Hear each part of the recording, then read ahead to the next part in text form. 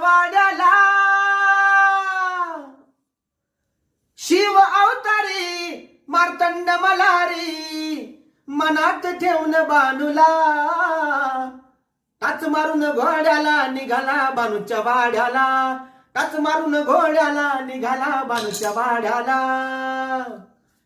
हो अशी नारदाची वाणी देवाच्या पडतकानी कळ लावली नारदानी डाव जिंकली माळसारानी देव झाला म्हातारा खोट पडली जोड्याला माळसा पडली कोड्याला टाच मारून घोड्याला निघाला बानूच्या वाड्याला टाच